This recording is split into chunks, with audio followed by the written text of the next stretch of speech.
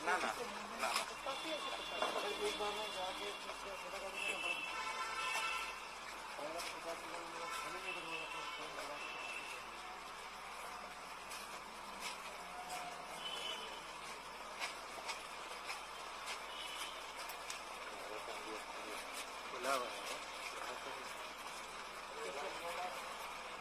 Sir होता है बतरा में खाना खत्म हो गया कल फिर वो आया था शानदार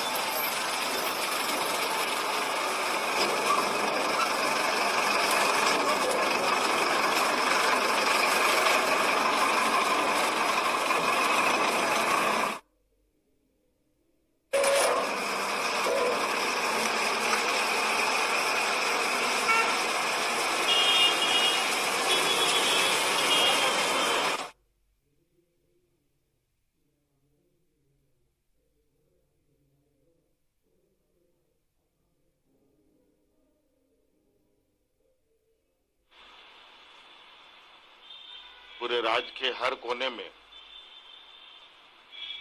आज हमारे संक्रमित लोगों की सेवा में दिन रात पूरा सरकारी महकमा लगा हुआ है और इस संक्रमण में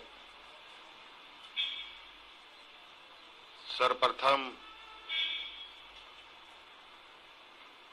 लोगों को ऑक्सीजन युक्त बेड की नितांत आवश्यकता पड़ रही थी।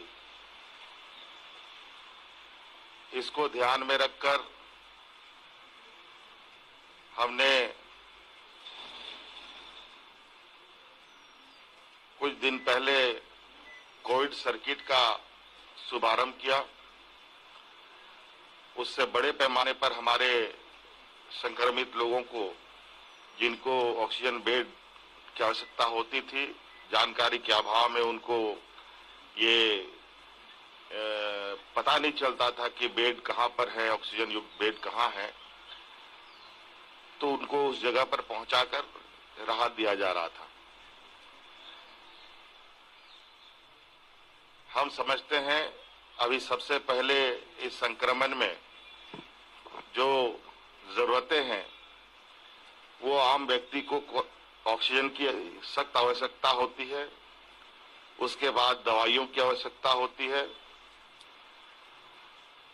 इस तरीके की प्राथमिकता को ध्यान में रखते हुए आज हम लोगों ने एक और पहल प्रारंभ किया है। ऑक्सीजन को लेकर जिस तरीके से आए दिन अस्पतालों में खत्म हो जाने से अफरा तफरी मचती रही है, आज हम लोगों ने एक संजीवनी वाहन को प्रारंभ करने का निर्णय लिया है और इस संजीवनी वाहन में अभी पहले चरण में हम रांची से शुरू कर रहे हैं।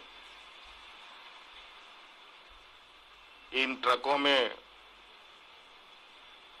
ऑक्सीजन लदे रहेंगे और जिस हॉस्पिटल में भी ऑक्सीजन की कमी आएगी तत्काल ये ट्रक वहां रश करेंगे और उस अस्पतालों को ऑक्सीजन मुहैया कराएंगे।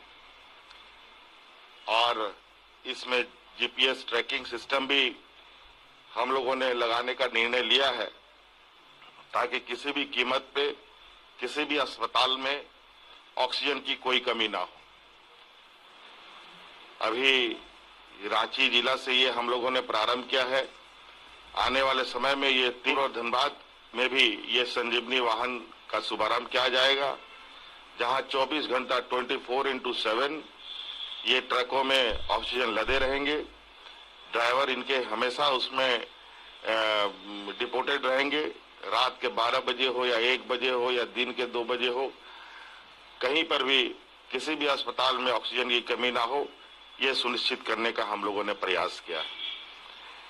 और मुझे लगता है इससे बहुत जो अस्पतालों में एक चिंता का विषय बना रहता था कि कब ऑक्सीजन आएगा नहीं आएगा, क्योंकि मरीजों की तादाद की संख्या जब बढ़ जाती है, कभी आईसीयू और वेंटिलेटर में ज्यादा संख्या में लोग होते हैं, तो ऑक्सीजन की खपत अचानक तेजी से बढ़ जाने की वजह से ये स्थिति बनती है।